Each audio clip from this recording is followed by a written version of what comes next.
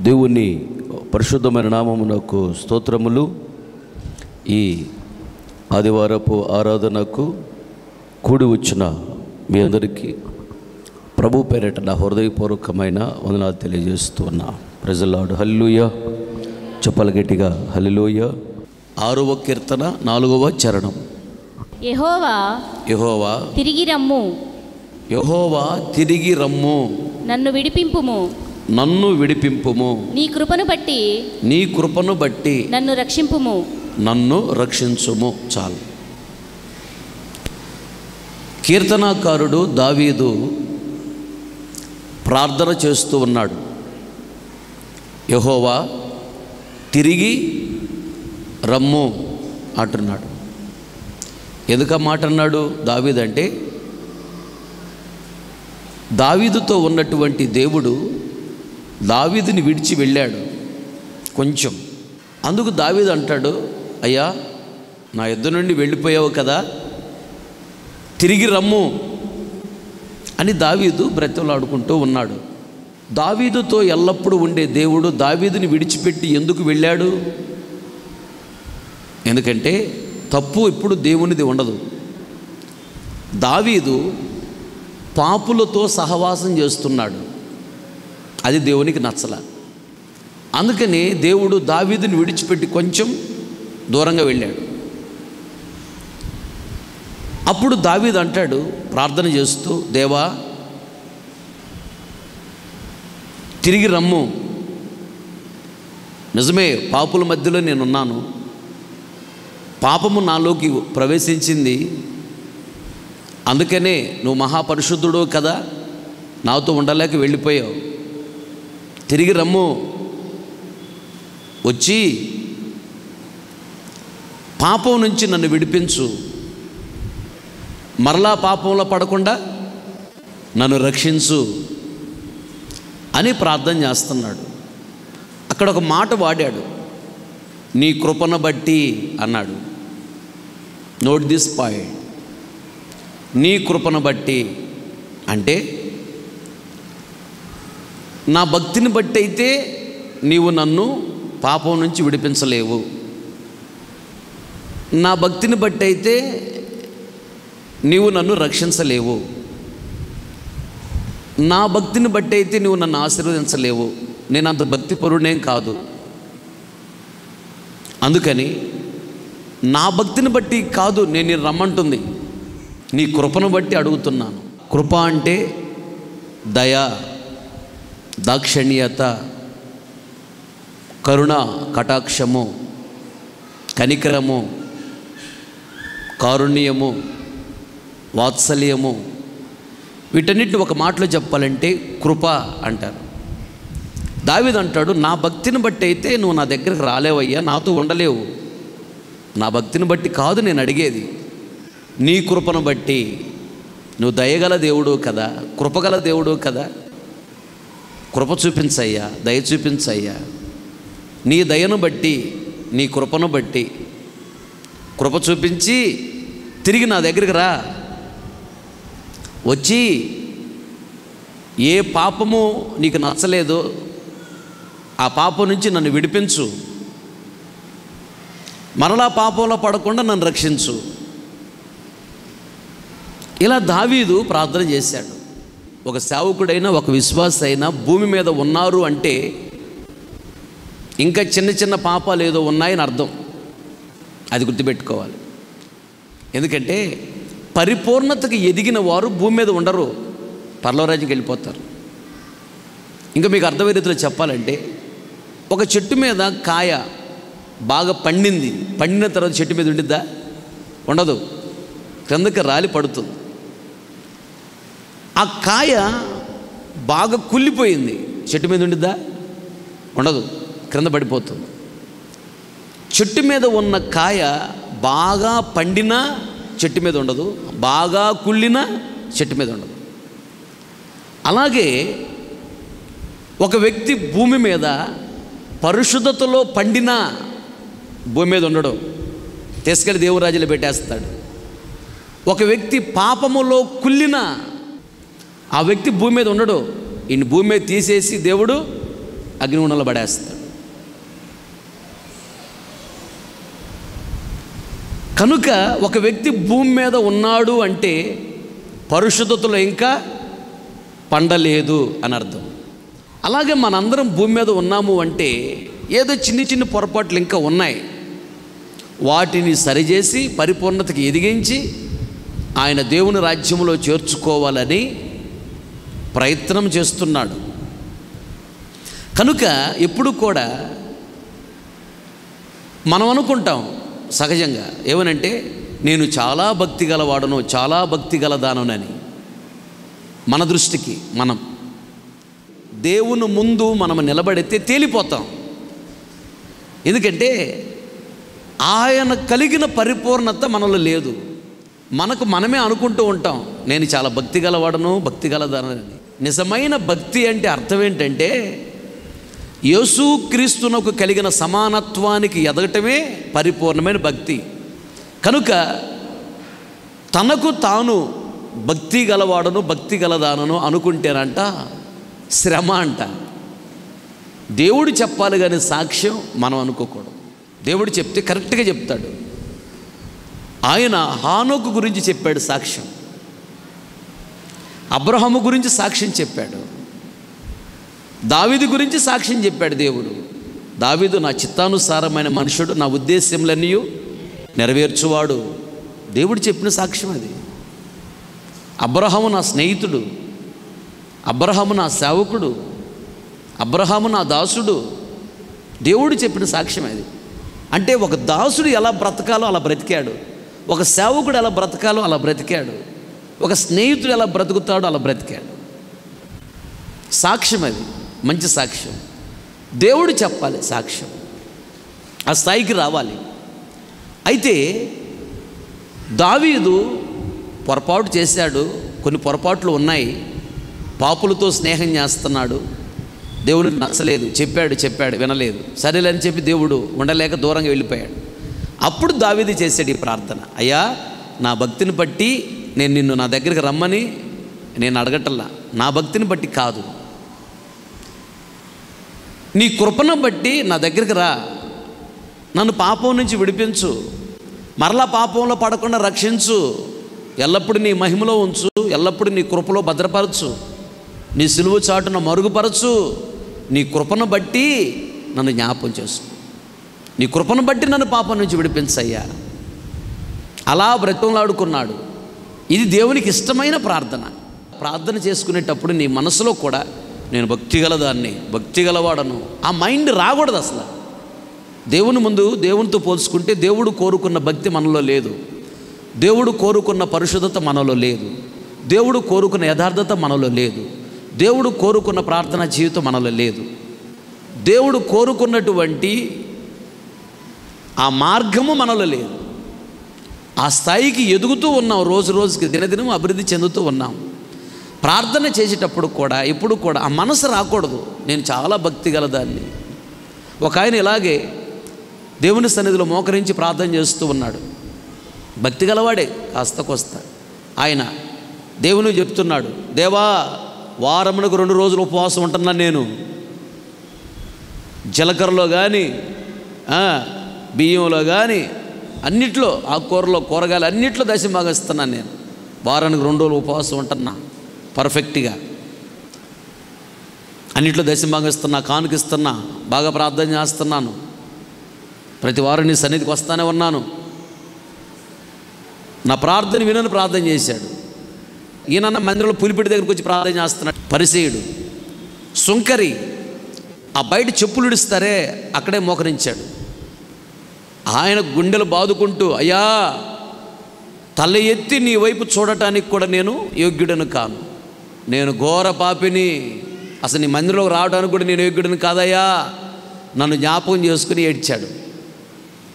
దేవుడు వెంటనే తీర్పు తీర్చాడు. ఈ పరిసయ్యుడి కంటే ఆ బయట చెప్పుల దగ్గర మోకరించాడే అతనే నీతిమంతుడు అన్నాడు దేవుడు. ఇతను ఇంకా ఇక్కడ మోకరించిన వ్యక్తి మారుమనసు పొందాడు, బాప్తిసం తీసుకున్నాడు, ప్రతి ఆదివారం మందిరానికి వస్తాడు, దశమాగం ఇస్తాడు, కానుకిస్తాడు, భక్తి గలవాడే. నేను భక్తి గలవాడను అన్నందుకు నువ్వు ఎవరికంటే భక్తి గలవాడవు, నేను కోరుకున్న భక్తి నీలో ఉందా? నువ్వు చెప్పుకుంటావా నేను భక్తి గలవాడని నా దగ్గర చెప్తావా అని? నీ ప్రార్థన నాకు నచ్చలేదు, పోవదలు అన్నాడు. నువ్వు నీతిమంతుడు కాదన్నాడు. ఆ చెప్పులు ఇడిచే దగ్గర మోకరించాడే. ఆయనకు మారు మనసు లేదు, బాప్తిసం లేదు, ప్రతి ఆదివారం మందిరానికి రాడు. ఆ రోజు వచ్చాడు. లోపలకు రావటానికి కూడా ధైర్యం చాలక, ఆకాశం వైపు తలెత్తటానికి కూడా ధైర్యం చాలక గుండెలు ఇలా బాదుకుంటా, అయ్యా ఘోర పాపినయ్యా, నాలో ఏ మంచి లేదు, తండ్రి అని పిలవటానికి అర్హత నాకు లేదు, ఆకాశం వైపు తలెత్తటానికి కూడా నేను యోగ్యుడని కాను, గుండెలు బాదుకుంటున్నాను అంటే పశ్చాత్తాపడ్డాడు అతను. ఇతనికంటే అతడు నీతిమంతుడిగా తీర్చబడి తన ఇంటికి వెళ్ళెను అనగా అతడే దేవుడి రాజ్యానికి యోగ్యుడు, ఇతని దేవుడి రాజ్యానికి యోగ్యుడు కాదంట.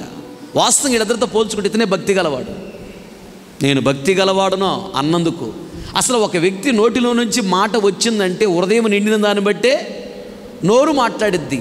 హృదయంలో నిండుగా ఉంది కనుక ఎప్పుడు కూడా నేను భక్తి గలదానను, భక్తి గలవాడను ఆ మైండ్ నీకు రాకూడదు. నేను నేర్చుకున్నది చాలా తక్కువ, నేర్చుకోవలసిందే ఎక్కువ ఉంది. నేను నేర్చుకుందే చాలా తక్కువ, నేను చేసే భక్తి చాలా తక్కువ, నేను చేయవలసిన భక్తి ఇంకా చాలా ఉంది. ఆ మైండ్ ఉండాలి. ఒకరోజు భక్సింగ్ గారు గొప్ప దైవజనుడు, ఆయన కొందరు సేవకులు కలిసి ఒకరోజు ఒక మీటింగ్కి వెళ్ళినప్పుడు దగ్గరే సముద్రం ఉంటే సముద్రం ఒడ్డుకి వెళ్ళారంట చూద్దామని. అప్పుడు భక్సింగ్ గారు వాక్యం బాగా చదువుతారు, ఆయన వాక్యములో పండితుడు, మంచి బైబిల్ నాలెడ్జ్ ఉన్న సేవకుడు ఆయన భక్సింగ్ గారు.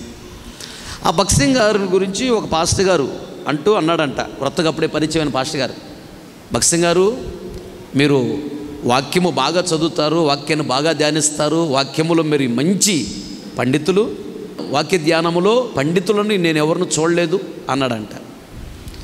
అప్పుడు భక్సింగ్ గారు ఒకసారి ఆ సముద్రం కొంచెం లోపలికి వెళ్ళి దోశలు జస్ట్ నీళ్ళు తీసుకున్నాడంట. తీసుకొని ఆ సముద్రము బైబిల్ అయితే బైబిల్లో నాకు తెలిసిన వాక్యము ఈ నీళ్ళు అంత తెలుసు నాకు అన్నాను. చూడు అసలు నేను ఎంత తగ్గించుకున్నాడు ఆయన. తగ్గించుకున్నాడు కాబట్టి ఇంచుమించుకు 1000 సంఘాలు కట్టాడు ఆయన. ప్రపంచంలోని చాలా దేశాల్లో ఉన్నాయి. గొప్ప దైవజనుడు భక్సింగ్ గారు, మంచి ప్రార్థనాపరుడు, పరిశుద్ధాత్మచే నడిపించబడిన సేవకుడు. నాకు పెద్దగా ఏం తెలియదు, వాక్యం తెలుసుకోవాల్సింది చాలా ఉంది, తెలుసుకుంది నేను చాలా తక్కువ. ఇది నేను తెలుసుకుంది. ఇంకా సముద్రం ఎన్ని నీళ్ళు చూడు, అంత తెలుసుకోవాలి నేను తెలుసుకుంది ఇదే అన్నాడు. అది తగ్గింపు. భక్తి గల దైవజనులను మనం చూసినప్పుడు వాళ్ళ దగ్గర భక్తి నేర్చుకోవాలి, ఆ భక్తిని గుండెలో దాచుకోవాలి. కనుక మనము ఎప్పుడు కూడా నేను భక్తి గలదాన్ని, భక్తి గలవడాన్ని ఆ మైండ్ రాకూడదు. దావీదు ప్రపంచంలోనూ గొప్పోడు, దేవుని దగ్గర మంచి సాక్ష్యం పొందినవాడు. అలాంటి దావీదు చూడు ఏమని ప్రార్థన చేస్తున్నాడు. ఆ సమయంలో భయంకర పాపాలేం చేయలే ఆయన, చిన్న పొరపాట్లే. 6వ అధ్యాయంలో 51వ అధ్యాయంలో ఆయన చేసిన పెద్ద పొరపాటు. ఇవి చిన్న పొరపాట్లు, చిన్ని పొరపాట్లు చేస్తున్న దావీదే చూడు ఎలా చేస్తున్నాడు. అయ్యా నా భక్తిని బట్టి నువ్వు నా దగ్గర రాలేవు, నా భక్తిని బట్టి కాదు, నువ్వు కృపగల దేవుడు కదా, దయగల దేవుడు కదా, నీ దయను బట్టి, నీ కృపను బట్టి నా దగ్గరకు రా, పాపం నుంచి విడిపించు, పాపంలో పడకుండా నన్ను రక్షించు. ఇలా ప్రార్థన చేశాడు దావీదు. అందుకని దేవుడికి ఆ ప్రార్థన నచ్చింది. అలా చేయాలి ప్రార్థన. మనం ఎంత ఎదిగినా ఇంకా నేర్చుకోవాల్సింది ఉంది. అయితే ఎల్లప్పుడూ ఇలాగే కాదు ప్రార్థన చేయాల్సింది. దావీదు ఎదిగిన తర్వాత ఒకసారి ప్రార్థన చేశాడు. ఏమని చేస్తున్నాడంటే, దేవా రాత్రి నేను నిద్రపోతుంటే నా మంచం దగ్గరికి వచ్చావు దేవా, నాకు తెలుసు, వచ్చి నా హృదయాన్ని పరిశోధన చేసావు నువ్వు, నాకు తెలుసు. అయితే నా హృదయంలో నీకే పాపం కనపడలేదు. కొద్దిగట్టిగా చప్పట్లో హల్లెలూయా. బాగా ఎదిగిన తర్వాత దావీదు చూడంత ధైర్యంగా చెప్తున్నాడు ఈ మాట. ఈ స్థాయికి ఎదగాలి. అదే విధముగా హిజ్కియా కూడా తనకు మరణకరమైన రోగం వచ్చినప్పుడు ఏమని ప్రార్థన చేశాడు, దేవా యథార్థ హృదయం గలవాడునై సత్యముతో నేను ఎలా నడుచుకున్నానో నన్ను జ్ఞాపకము చేసుకో అనలా, కృపతో నన్ను జ్ఞాపకం చేసుకున్నాడు. కృప వాడాడు చూడు అక్కడ. హిజ్కియా భక్తి గలవాడే, అయినా నేను భక్తి గలవాడనే మాట చెప్పకుండా చదువు. ఆ మాట రాజుల 2వ గ్రంథము 20వ అధ్యాయము 4-3 వచనాలు అనుకుంటా. యెహోవా యథార్థ హృదయుడనై అంటే యథార్థ హృదయం నాలో ఉందని చెప్పగలుగుతున్నాడు దేవునికి. సత్యముతో అంటే సత్యం అంటే ఎవరు? యేసయ్య. యేసయ్య ఎలా నడిచాడో ఆయనలాగా నేను నడిచాను. దాని అర్థం అది. నీ సన్నిధిని నేను ఎట్లు నడుచుకుంటున్నాను నీ దృష్టికి అదుగో అనుకూలముగా సమస్తమును నేను ఎట్లు జరిగించుతున్నా. 1-2 కాదు. నీ దృష్టికి ప్రతిదీ అనుకూలముగా నేను చేశాను. సమస్త విషయాల్లో ఏది తప్పిపోలా. ప్రతిదీ కూడా నీకు అనుకూలంగా నేను చేశాను. నాకు అనుకూలంగా నేను ఏది, నా పిల్లలకు అనుకూలంగా ఏది, భార్యకు అనుకూలంగా ఏది, తల్లిదండ్రులకు అనుకూలంగా ఏది నేను చేయలే. నీకు అనుకూలంగా నేను చేశా. అబ్బా, ఏం మాట ఇది! ఎంత గొప్ప మాట ఇది! ఈ మాట చెప్పగలిగాడు అంటే హిజ్కియా ఇతను చాలా భక్తి గలవాడని అర్థం. చాలా భక్తిలోకి ఎదిగాడు. కనుకనే హిజ్కియా తాను వెళ్ళిన ప్రతి చోట జయము పొందెను. రాజులు యుద్ధానికి వెళ్ళినప్పుడు ఒకసారి ఓడిపోవడం, ఒకసారి గెలవటం అనేది సహజం. కానీ హిజ్కియా ఏ రోజు ఓడిపోలేదంటే యుద్ధంలో. మామూలు విషయం. కారణం, ఎంత భక్తి గలవాడు. అంత భక్తి గలవాడయిండు కూడా క్రింద ఏమంటాడు? కృపతో జ్ఞాపకం చేసుకుంటాడు. చూడు, లేదా మాట అక్కడ అదుగో, అంత భక్తి గలవాడయిండు కూడా కృపతో జ్ఞాపకం చేసుకోయ్యా. నేను భక్తిగా ఉన్నాను, యథార్థంగా ఉన్నాను, సత్యముతో నడిచాను, అన్ని విషయాల్లో సమస్తము నీకు అనుకూలంగా చేశా చెప్పి అంటాడు. మళ్ళీ అయ్యా ఇంత చేశాను కదా, నా భక్తిని బట్టి నన్ను జ్ఞాపకం చేసుకోమని నేను అంటల్లా. నా భక్తిని బట్టి అయితే నువ్వు నన్ను జ్ఞాపకం చేసుకోలేవు. నేను చేసింది పెద్ద భక్తి ఏం కాదు. నీ కృపతో నన్ను జ్ఞాపకం చేసుకో. కృపగల దేవుడవు కదా. అలాగే అపోస్తల పౌలు కూడా మాట్లాడుతాడు ఒకసాట. అపోస్తులందరిలో నేను కనిష్ఠుడను, అందరికంటే తక్కువ వాడని, కానీ నేను అందరికంటే ఎక్కువగా ప్రయాసపడ్డా. నాకంటే ముందు 11 మంది అపోస్తులు ఉన్నారు, 12వ వాడు ఈయన. వాళ్ళందరికంటే ఎక్కువ నేను ప్రయాసపడ్డా. వాస్తవమే. ఈయన 14 పత్రికలు రాశాడు. అన్ని పత్రికలు రాసిన వాళ్ళు ఎవరు లేరు. ఈయన చాలా కష్టాలు పడ్డాడు దేవుని కోసం. నాకంటే ముందు 11 మంది అపోస్తులు ఉన్నారు, వాళ్ళకంటే ఎక్కువ నేను ప్రయాసపడ్డా సేవలో. చెప్తూ మళ్ళీ ఏమంటాడు తెలుసా? ప్రయాసపడింది నేను కాదు, నాకు తోడై ఉన్న దేవుని కృపే. దేవునికి స్తోత్రం. గమనించారా? భక్తి గలవారు భక్తి చేసి కూడా వాళ్ళ హృదయంలో కూడా లేదు నేను భక్తి గలవాడనని. నీ కృపేనయ్యా అంటున్నారు. వాస్తవం అది. దేవుని కృప లేకపోతే దేనికి పనికిరాం మనం. మీరు గమనించలేదు, చాలాసార్లు ఈ ప్రార్థన నేను చేస్తాను. నేను ఇలాగే చేసుకుంటా ప్రార్థన. చాలాసార్లు నేను మీ దగ్గర ప్రార్థన చేసి ఇలాగే చేస్తాను. ప్రభా, మా భక్తిని బట్టి మేము మీ దగ్గర దీవెని పొందలేదు, మా భక్తిని బట్టి కాదు, కానీ నీ కృపను బట్టి నేను అడుగుతున్నాను. నువ్వు మహా జాలిగల దేవుడు కదా, నీ జాలిని బట్టి నేను అడుగుతున్నా, నీ నామాన్ని బట్టి నేను అడుగుతున్నాను అంటారు. ఇది ప్రార్థన. మనం ఎంత భక్తి చేసినా దేవుడు మనకు చేసిన దాంతో మనం పోల్చుకుంటే మనం చేసింది చాలా తక్కువ అనలేము ఆ మాట.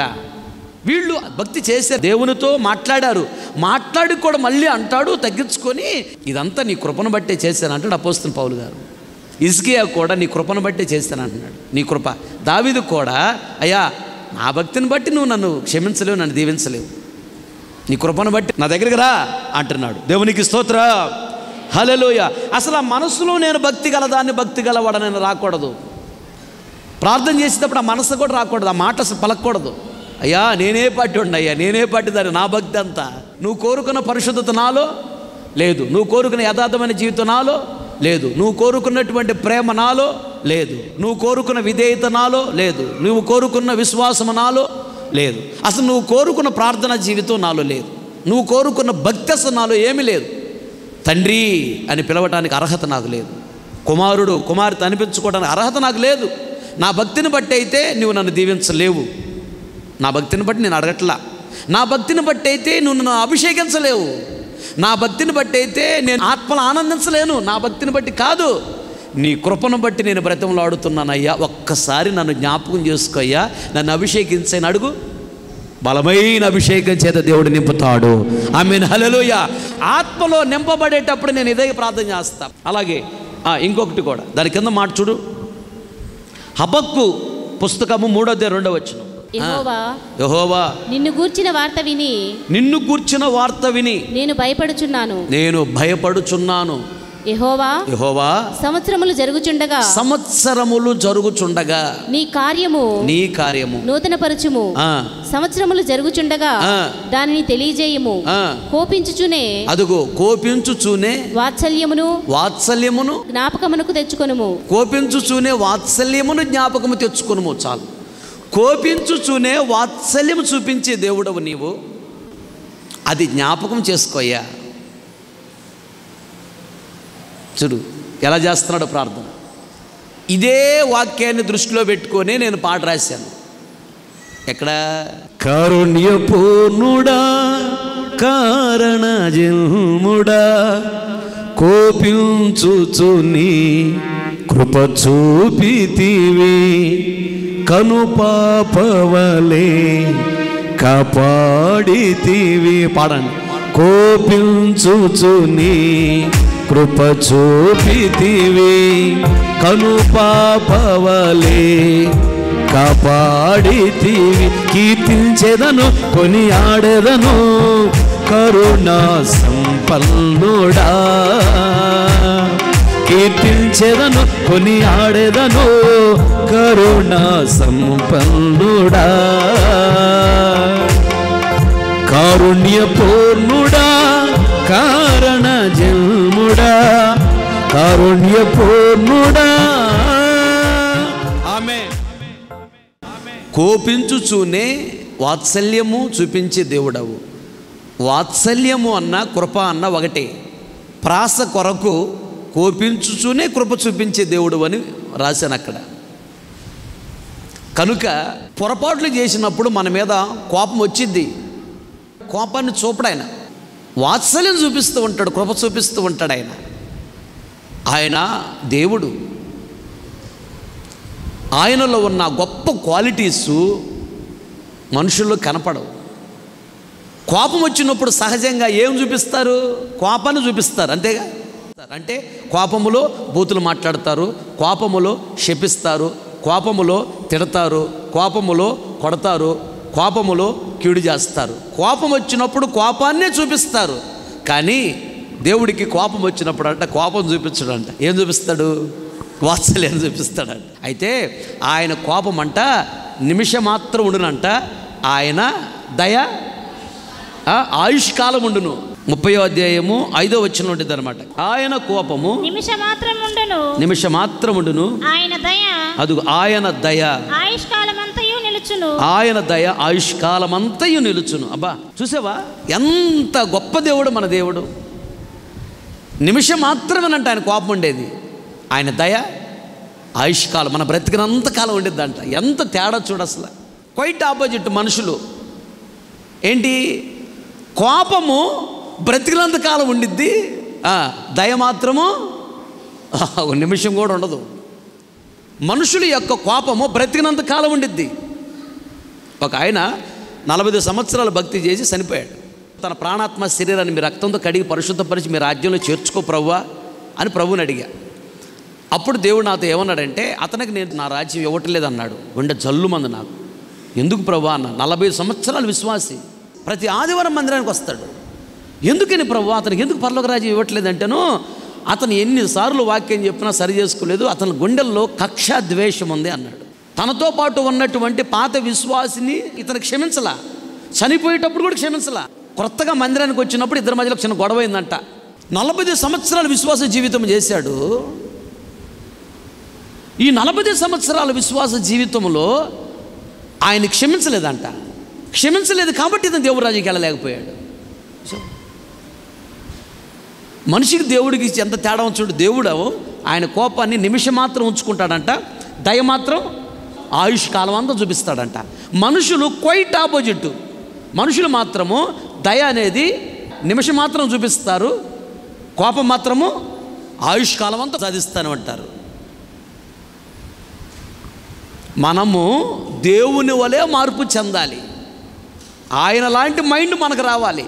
ఎవరి మీద కోపపడ్డా ఒక నిమిషమే కోపం ఉండాలి. తర్వాత మరలా వాళ్ళు బ్రతికినంతకాలం వాళ్ళ మీద మనకి దయ చూపించి ప్రార్థన చేయాలి, దయ చూపించి వాళ్ళకి మేలు చేయాలి. ఇది దేవుని మైండ్. ఈ మైండ్ వచ్చినప్పుడే మనము దేవుని రాజ్యములో ఉండగలము. దేవునికి స్తోత్రం. హల్లెలూయా. కోపించుచూనే నువ్వు కృప చూపించే దేవుడు కదయ్యా, నన్ను జ్ఞాపకం చేసుకో. నా భక్తిని బట్టి నీ దగ్గర దీవెన పొందలేను, నా భక్తిని బట్టి నీ దగ్గర అభిషేకం పొందలేనయ్యా. ఎప్పుడు ప్రార్థన చేసి ఇలా చేయి. నా భక్తిని బట్టి అయితే నేను దీవెన పొందలేను ప్రభువా, నా భక్తిని బట్టి నేను అడగటం లేదు. కోపించుచూని కృప చూపించే దేవుడు కదా అయ్యా, నన్ను జ్ఞాపకం చేసుకుని నన్ను దీవించయ్యా. ఇక నుండి అయినా ఇంకా భక్తిగా ఉంటా, ఇంకా యథార్థంగా ఉంటా, ఇంకా నమ్మకంగా ఉంటా, నన్ను దీవించని అడుగు. ఏ దీవెన లేదని బాధపడుతున్నావు ఇలా ప్రార్థన చేస్తే నిశ్చయముగా వెంటనే నువ్వు దీవెన పొందుకుంటావు. ఆమేన్. హల్లెలూయా. ఇది దీవించబడే విధానం. ఆ తర్వాత క్రింద ఇంకో మాట చూడు, 25వ కీర్తన 7వ చరణం. నా బాల్య పాపములను నా అతిక్రమములను జ్ఞాపకము చేసుకొనకము. యెహోవా నీ కృపను బట్టి నీ దయ చొప్పున నన్ను జ్ఞాపకములో ఉంచుకొనుము. అదుగో, తలల పైకెత్తిన వైపు చూస్తున్న మాటలు గమనించండి. దావీదు చేస్తున్నాడు మరొక చోట ప్రార్థన. దేవా, నా బాల్య పాపమును నా అతిక్రమములను జ్ఞాపకం చేసుకోవద్దు. అవి జ్ఞాపకం చేసుకుంటే నువ్వు నన్ను దీవించలేవు, నా దగ్గరికి రాలేవు. నా అతిక్రమములను నా పాపాన్ని నువ్వు జ్ఞాపకం చేసుకోవద్దయ్యా. జ్ఞాపకం చేసుకుంటే నేను దీవెన పొందలేను, నీ దగ్గర ఉండలేను, నా దగ్గరకు నువ్వు రాలేవు, ఏ మేలు పొందలేను. నా పాపములను నువ్వు జ్ఞాపకం చేసుకోవద్దయ్యా, అవి మర్చిపో. ఏమి జ్ఞాపకం చేసుకోవాలి? నీ కృపను బట్టి యెహోవా నీ కృపను బట్టి నీ దయ చొప్పున నన్ను జ్ఞాపకములో ఉంచుకో. అది మనం ఏమని అడుగుతాం సహజంగా, మీరేమని అడుగుతారు? ప్రభువా నన్ను జ్ఞాపకం చేసుకోయా అంటావు. కానీ దావీదు అలా అనలేదు. చూడు, దావీదు ప్రార్థనకి మన ప్రార్థనకి ఎంత తేడా ఉందో చూడు. నువ్వేమంటావు? ప్రభువా నన్ను జ్ఞాపకం చేసుకో అంటే దాని అర్థం ఏంటో తెలుసా? నేను ఎంత భక్తి చేశానో, ఎంత కానుకిచ్చానో, ఎంత దశంభాగం ఇచ్చానో, ఎంత పరిచర్య చేశాను, అసలు అవన్నీ జ్ఞాపకం చేసుకో. నన్ను జ్ఞాపకం చేసుకో అంటే దాని అర్థం అది. అలా అనకూడదు. ఏమనాలి? ప్రభువా నీ కృపను బట్టి నన్ను జ్ఞాపకం చేసుకొని అడగాలి. నేను చేసిన భక్తిని బట్టి అయితే నువ్వు నన్ను జ్ఞాపకం చేసుకోలేవు. నా అతిక్రమములను జ్ఞాపకం చేసుకోవద్దు, నీ కృపను బట్టి నన్ను జ్ఞాపకం చేసుకోయ్యా. ఇది దావీదు ప్రార్థన. అప్పుడు వెంటనే దావీదుని దేవుడు జ్ఞాపకం చేసుకునేవాడు. జ్ఞాపకం చేసుకునే దావీదుని దేవుడు దీవించాడు. కనుక ఇప్పుడు వరకు నువ్వు సింపుల్గా అయ్యా నన్ను జ్ఞాపకం చేసుకున్నావేమో కష్టం వచ్చినప్పుడు. అయితే అలా అనకూడదు. మనం ఎంత చేసినా దేవునికి రుణస్తులం. ఎందుకు? యేసయ్య మనకు రక్తాన్ని చిందించి ప్రాణాలు పెట్టాడు. నువ్వేమో రక్తం చిందించే యేసయ్య కొరకు, ప్రాణం పెట్టే యేసయ్య కొరకు లేదు కదా. అందుకని ఆయన చేసిన దాంతో పోల్చుకుంటే మనం చేసింది చాలా తక్కువ. కాబట్టి నన్ను జ్ఞాపకం చేసుకో, నేను ఎంత చేసినా తెలుసా, జ్ఞాపకం చేసుకో. ఆ టైపులో అడగకూడదు. అయ్యా నేను ఎంత చేసినా రుణస్తున్నే, నేను ఇంక చేయవలసింది చాలా ఉంది, నీ రుణం నేను తీర్చుకోలేను. అయ్యా కృపతో నన్ను జ్ఞాపకం చేసుకో. నా అతిక్రమంలో జ్ఞాపకం చేసుకుంటూ నన్ను దీవించలేవు. నా పాపాన్ని నువ్వు జ్ఞాపకం చేసుకుంటే దీవించలేవు. నా పాపమును జ్ఞాపకం చేసుకోవద్దు, నా అతిక్రమంలో జ్ఞాపకం చేసుకోవద్దు. అట్లాగని పాపంలో ఉంటావా? లేదులే ప్రభువా పాపాన్ని జ్ఞాపకం చేసుకోవద్దు, పాపాన్ని విడిచిపెడతా. నా పాపాలు జ్ఞాపకం చేసుకుంటే నువ్వు నన్ను దీవించలేవు. నా పాపాన్ని జ్ఞాపకం చేసుకోవద్దు, ఆ పాపాన్ని విడిచిపెడతా. కృపతో నన్ను జ్ఞాపకం చేసుకోయ్యా. దేవునికి స్తోత్రం. హల్లెలూయా. పొరపాట్లు కనిపెట్టి చూస్తే ఈ భూమి మీద ఎవరు బ్రతకలేరు. ఈ మాట పాడాలి ప్రార్థనలో. దేవా నువ్వు పొరపాట్లు కనిపెట్టి చూస్తే ఈ భూమి మీద ఎవరు బ్రతకలేరయ్యా. నువ్వు పొరపాట్లు కనిపెట్టి చూసే దేవుడవు కాదు. ఇవన్నీ నీ మైండ్లో ఫీడ్ అయిపోవాలి. చాలా విలువైన మాటలు. నేను ఎప్పుడూ చెప్పలేదు, ఇప్పుడు చెప్తున్నా. నేను ఎప్పుడు ప్రార్థన చేస్తూనే ఉంటాను, ఇలాగ చేస్తుంటాను ప్రార్థన. అది కొందరే గమనిస్తారు ప్రార్థన ఎలా చేస్తున్నానని. ఏదో సందర్భంలో లైట్గా చెప్పాను, ఇప్పుడు బ్రీఫ్గా చెప్తున్నాను. ఎలా చేయాలి ప్రార్థన? ప్రభువా నా భక్తిని బట్టి నన్ను నువ్వు దీవించలేవు. నువ్వు పొరపాట్లు కనిపెట్టి చూస్తే ఈ భూమి మీద ఎవరు బ్రతకలేరు. నువ్వు పొరపాట్లు కనిపెట్టి చూసే దేవుడు కాదు. నువ్వు పొరపాట్లు కనిపెట్టి చూస్తే నేను భూమి మీద బ్రతకలేను, దీవిని ఇవ్వలేవు. నా భక్తిని బట్టి కాదు నేను అడిగేది. మహాజాలి గల దేవా నీ నామాన్ని బట్టి అడుగుతున్నా. మహాకృపగల దేవా నీ నామాన్ని బట్టి అడుగుతున్నా. కృపతో నన్ను జ్ఞాపకం చేసుకో. దేవునికి స్తోత్రం. హల్లెలూయా. అలా ప్రార్థన చేసుకుంటే వెంటనే దేవుడు నిన్ను జ్ఞాపకం చేసుకుంటాడు. అయితే నువ్వు చెప్పకపోయినా నువ్వు ఎంత దశంభాగం ఇచ్చావు, ఎంత కానుక ఇచ్చావు, ఎంత పరిచర్య చేసావు, ఎన్నిసార్లు ఉపవాసం ఉన్నావు, ఎంత ప్రార్థన చేసావు సంఘం కొరకు, ఎంత కన్నీళ్ళు గార్చావు, కృపతో జ్ఞాపకం చేసుకోయ్యా. ఆ మాట అంటే నువ్వు ఏమేమి చేసావో సంఘానికి అవన్నీ దేవుడు జ్ఞాపకం చేసుకుంటాడు. అలా కాకుండా అయ్యా నేను ఎన్ని చేసాను నీకు తెలుసుగా, నన్ను జ్ఞాపకం చేసుకో అన్నావా, తీసి ప్రక్కన పెడతాడు అంతే. ఏం చేసి నాకన్నా ఎక్కువ చేసావా, నేను నీకు చేసింది అంతే పోల్చుకుంటూ నాకు ఎక్కువ చేసావా, ఎందుకంత గర్వపు మాటలు నీకు అని ప్రక్కన పెట్టేస్తాడు నీ పుస్తకం.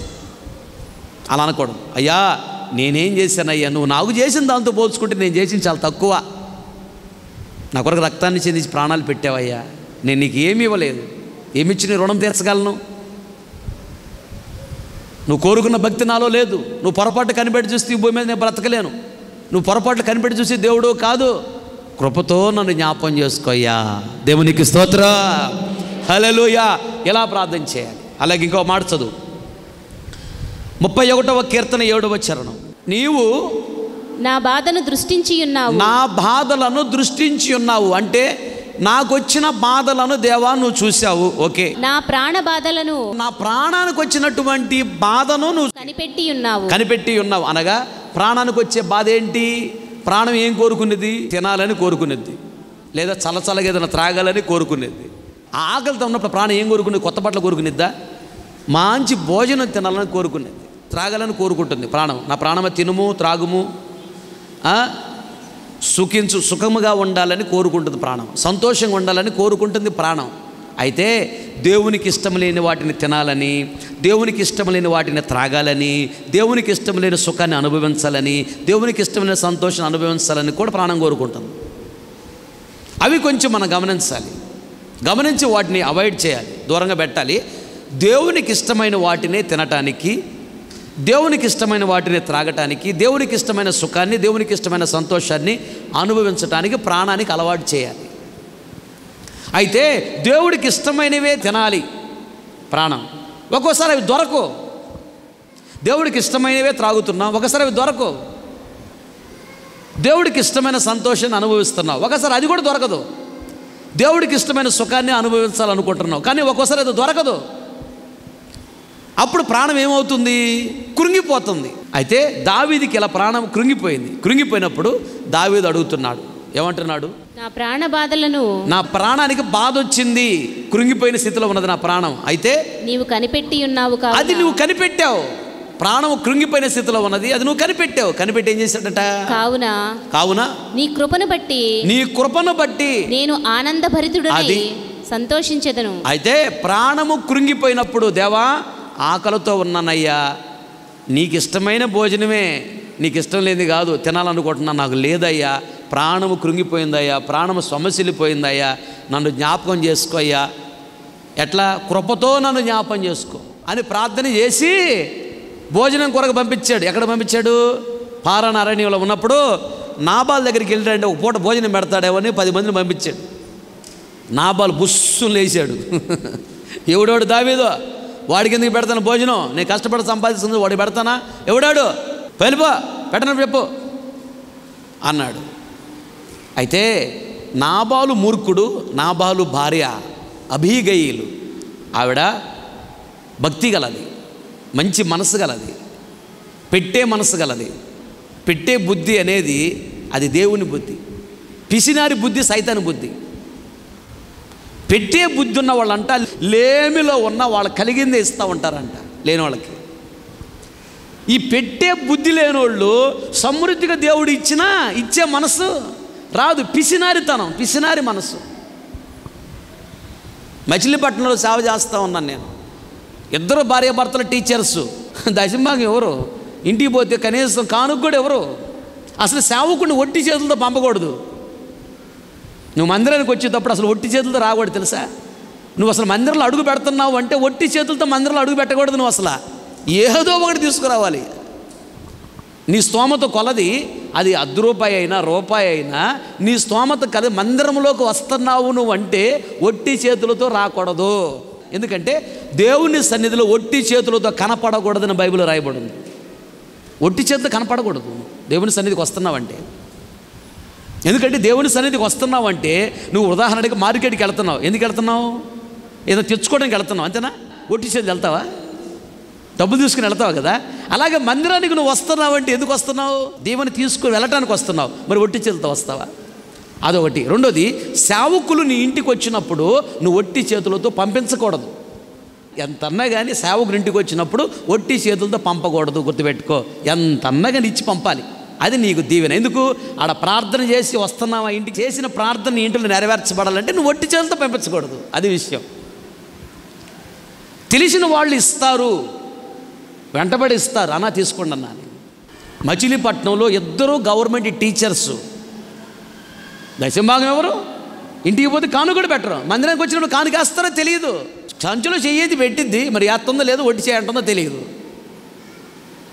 ఆ ఇంట్లో ఎప్పుడు సమస్యలే, అప్పులు, రూపాయి కూడా ఉండవు ఇంట్లో, ఎప్పుడు రోగాలు, పొచ్చం వచ్చిన డబ్బులు రోగాలకు పోయి ఇంక అప్పులు పోలా అయిపోతూ ఉంటారు వాళ్ళు. ఎందుకంటే దేవుడు ఇచ్చిన తర్వాత చేతుల కష్టార్జితాన్ని వాళ్ళు అనుభవించేటట్టు దేవుడు చేయటల్లా. అన్నా మాకేంటన్నా ఈ శాపము, ఇద్దరికి 90,000 వస్తాయి అన్న, రూపాయి ఉండవన్నా, అప్పులు తెచ్చామా వడ్డీలు కట్టేస్తామన్నా, వడ్డీలు కట్టిన నాకు ఇంకేం ఉండలేదన్న మా దగ్గర.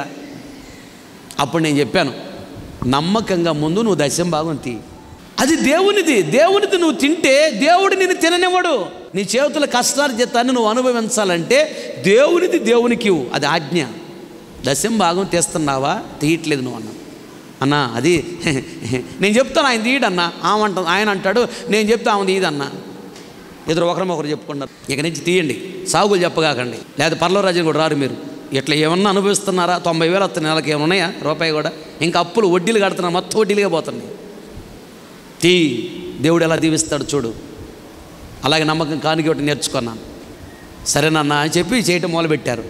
తర్వాత నుంచి ఆటోమేటిక్గా ఏం జరిగిందో తెలియదు, దేవుడు కార్యం చేస్తూ వచ్చాడు. తర్వాత వాళ్ళు చెప్పారు, అన్నా అప్పులన్నీ పోయినాయి అన్నా, ఇప్పుడు డబ్బులు ఇంట్లో మిగులుతున్నాయి అన్నా అని. దేవునికి స్తోత్రం, హల్లెలూయా. కనుక సేవకుడు ఒక మాట చెప్పినప్పుడు ఆ మాటకి వెంటనే నువ్వు లోబడితే అది నీకు గొప్ప దీవెన. కొందరు చెప్పిన వినరు, వాళ్ళకి నచ్చినట్టు చేసుకుంటూ పోతారు, కానీ సేవకుడు చెప్పినట్టు వినరు, దేవుడికి నచ్చినట్టు చేయరు. దావీదు అంత భక్తి గలవాడు చేస్తున్న ప్రార్థన చూడు ఎలా ఉందో. ఆ ప్రార్థనలు అంటాడు, నీ కృపను బట్టి అయ్యా భోజనం నాకు లేదు తినటానికి, నీ కృపను బట్టి నేను అడుగుతున్నా, నాకు ఇప్పుడు భోజనం కావాలి, నాకు భోజనం కావాలని అడిగాడు. నాబాల్ దగ్గర పంపించాడు, నేను పెట్టనని చెప్పాడు. వాళ్ళు వచ్చి చెప్పారు, దావీదు నాబాలు భోజనం పెట్టనన్నాడు. వెంటనే ప్రాణం ఒక్కసారి కురింగిపోయింది, బాగా ఆకలితో ఉన్నాడు దావీదు. ఒరే ఇప్పుడు ఎట్లా మనకు భోజనం, బాగా ఆకలితో ఉన్నామే అనుకుంటూ మళ్ళీ చేస్తున్నాడు ప్రార్థన. అయ్యా దేవా కృపతో జ్ఞాపం చేసుకో అయ్యా, బాగా ఆకలితో ఉన్నానయ్యా, కృప చూపించయ్యా, నా భక్తిని బట్టి అయితే నేను ఇప్పుడు భోజనం చేయలేను, కృప చూపించి కృపతో జ్ఞాపం చేసుకో అయ్యా, నాకు భోజనం పెట్టి ఆకలి అవుతుందయ్యా, ప్రార్థన చేసుకో. నాబాలు పెట్టనన్నాడు భోజనం, నాబాలు భార్యని దేవుడు ప్రేరేపించాడు. ఒక్కసారి భోజనం గాడిదల మీద తీసుకొని ఎదురు వచ్చేసింది, వచ్చి భోజనం వచ్చింది, మంచి భోజనం. భోజనం చేసి వెనక్కి వెళ్ళిపోయారు. ఇక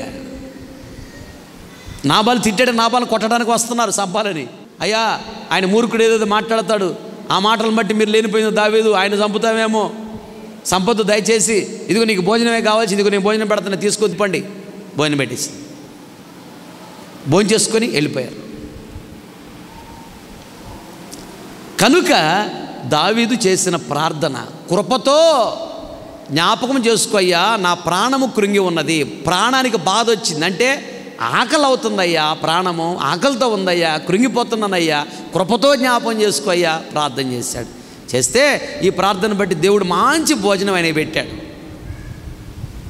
అందుకని దావీదు అంటాడు, నేను ఆనంద భరితుడనై సంతోషంగా ఉన్నాను. దేవునికి స్తోత్రం, హల్లెలూయా.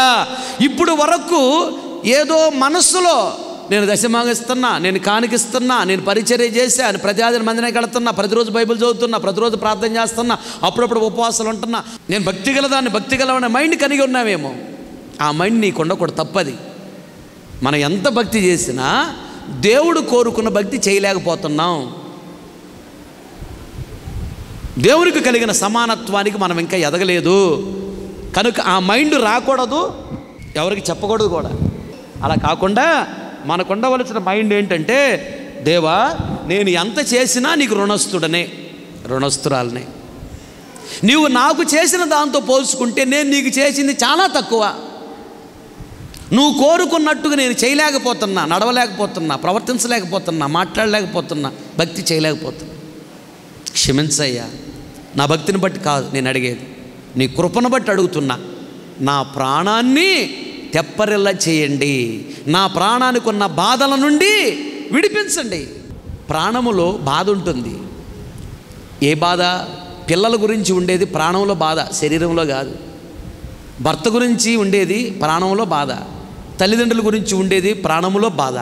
ఈ అఫెక్షన్ ఉంటుంది కదా, బంధువులు అనేటువంటి అఫెక్షన్, అభిమానం, ప్రేమ, అది ప్రాణంలో ఉంటుంది, శరీరంలో కాదు. ప్రాణంలో ఉంటుంది. శరీరం సహకరిస్తుంది. నా రక్త సంబంధి అంటారు చూడు, బంధువులు ఏమంటారు? రక్త సంబంధులు. మాట్లాడేటప్పుడు మా వాళ్ళండి నవ్వుకుంటూ ఉంటాను. పిచ్చోడా, మా వాళ్ళు మనందరం ఒకరే, మనందరం ఆదం పిల్లలమే.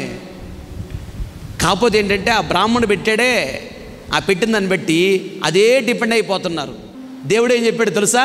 పేతురు రాసిన మొదటి పత్రిక 2వ అధ్యాయం 9వ వచనములో, అయితే మీరు చీకటిలో నుండి ఆశ్చర్యకరమైన తన వెలుగులోనికి మిమ్మును పిలిచిన వాని గుణాతిశయములను ప్రచురము చేయు నిమిత్తమును ఏర్పరచబడిన వంశము మనము, రాజులైన యాజక సమూహము మనము. ఎవరు మనము? రాజులైన యాజక సమూహం మనము, రాజులము మనము, పరిశుద్ధ జనము, దేవుని సొత్తైన ప్రజలము. చాలు. మనం ఎవరమే? దేవుడు పిలుస్తున్నాడు నిన్ను. ఏమని పిలుస్తున్నాడు? రాజులు మీరు అని పిలుస్తున్నాడు. ఎందుకు ఆమె మాట అన్నాడు తెలుసా? సింహం పిల్లని ఏమంటారు? కుక్క పిల్ల అంటారా? సింహం పిల్ల అంటారు, అంతే కదా. అలాగే యేసయ్య ఎవరు? రాజులకు రాజు. ఆయన పిల్లలను మనల్ని ఏమంటారు? రాజులు అంటారు. కాదు, మేము ఆలోళ్ళం, మేము ఆదిగోళ్ళం, మేము కొమ్మరోళ్ళం. ఒక పిచ్చిదందంట, పనికి మాలింది. మేము ఒకటే కులం అందంట. ఆ పనికి మాలింది పర్లో రాజ్యం పోదు ఆ జబ్బు ఉంటే. నేను ఇంతవరకు 21 సంవత్సరాల సేవలో ఏ రోజు నేను ఎవరు చెప్పలా మేము ఒక కులం అనలేదు. నేను అనలేదు. నాకు తెలుసు వాక్యం అనకూడదు, అది పాపం. అసలు నేను ఆ మైండ్ నాకు లేదు. అసలు అందరూ సమానమే. నాకు ఆ క్యాస్ట్ ఫీలింగ్ అని అసలు మైండ్లో లేదు. క్యాస్ట్ ఫీలింగ్ అనేది నీకు ఉండకూడదు. ఉంటే నువ్వు దేవుని రాజ్యానికి రావు, దేవుని దీవెనలు పొందలేవు. అది బ్రాహ్మణ్స్ పెట్టారు, మనిషి పెట్టాడు. మనిషి పెట్టిన దాన్ని నువ్వు దేవుడు పెట్టాడు అనుకొని నువ్వు పాటిస్తున్నావు, అది వేషధారణ. దేవుడు ఏమని పిలిచాడు మనల్ని? రాజులైనా యాజకులు మీరు. యాజకుడు అంటే సేవకులు. మీరు నా సేవకులు, నన్ను సేవించే నా సేవకులు మీరు. అయితే మీరు రాజులు అన్నాడు. నేను రాజుని, నా పిల్లలు కాబట్టి మీరు కూడా రాజులే అన్నాడు. ఎవరిని అడిగితే ఏం చెప్పాలి? మేము రాజులు అని చెప్పాలి. వాస్తవం అది. దేవుడు మనకిచ్చింది ఏంటంటే రాజులు అని. చేసే పనినే కులం అంటారు. నేను చేసే పని ఏంటి? సేవ. నా కులం ఏంటి? సేవ. కులం. మేమెవరమే? సేవ కులం. చేసేది సేవ. మా నాన్నది కులము, నా కులం ఒకటి కాదు బైబిల్ ప్రకారం, దేవుడు ప్రకారం. మా నాన్న ఏదో పని చేశాడు, వ్యవసాయం చేశాడు, ఆయన కులము వ్యవసాయం. నేను వ్యవసాయం చేయట్లేదు, సేవ చేస్తాను. నా కులం సేవ. ఇప్పుడు అర్థమైందా? కులం అంటే చేసే పని. అర్థమైందా? ఇంక నువ్వు అదే చెప్పుకొని తిరుగుతున్నావు. మనిషి అన్నాడు నువ్వు పలానా కులం అని, దేవుడు అంటున్నాడు మీరు రాజులు అన్నాడు. దేవునికి స్తోత్రం. నేను రాజుని, నా పిల్లలు మీరు రాజులు అన్నాడు. మనందరము రాజులము. ఈ భూమి మీద అలాగే 1000 సంవత్సరాలు రాజులుగా పరిపాలన చేయబోతున్నాం మనం. దేవునికి స్తోత్రం. చెప్పలు గట్టిగా హల్లెలూయా. మోకరించండి, ప్రార్థన చేసుకుందాం. గల తండ్రి, జీవము గల యేసయ్య, సర్వశక్తి కనికరము గల దేవా, స్తోత్రం స్తోత్రం స్తోత్రం. ఎంతైనా నమ్మదగిన దేవుడు, ఈ మధ్యాహ్న కాల సమయంలో ఆత్మస్వరూపిగా మా మధ్యకి దిగి వచ్చి దాసుడుగా నన్ను మరుగుపరచి సంఘముతో తేటగా, సూటిగా, స్పష్టముగా ఆదరిస్తూ, ఓదారుస్తూ, బలపరుస్తూ, తృప్తిపరుస్తూ, సాధ తీరుస్తూ, హెచ్చరిస్తూ మీరు మాట్లాడిన ప్రతి మాటను బట్టి స్తోత్రం స్తోత్రం స్తోత్రం. దావీదు ప్రపంచంలోనే గొప్పవాడు కావటానికి కారణం, నీ రాజ్యములు ఉండటానికి కారణం, పత్రిక వాడబడటానికి కారణం, సాక్షి సమూహంగా నిలబడటానికి కారణం, తన వంశానికి తరతరాలకు అవసరమైన కృపను సంపాదించి పెట్టడానికి కారణం దావీదు మంచి ప్రార్థనాపరుడని మీరు మాకు నేర్పిస్తూ వచ్చారు. ఆయన ప్రార్థన ఈరోజు మీరు మా ముందు ఉంచినందుకు స్తోత్ర. దేవా, పాపుల మధ్యలో స్నేహము చేసినప్పుడు దావీదుని విడిచి కొంచెం మీరు దూరంగా ఉన్నారు. అప్పుడు దావీదు తన భక్తిని జ్ఞాపకం చేసుకొనక, తన భక్తిని గుర్తుపెట్టుకోక, తన భక్తిని నీ ముందు ఉంచక ప్రార్థన చేస్తూ ఉన్నాడని మీరు మాకు నేర్పిస్తూ వచ్చారు.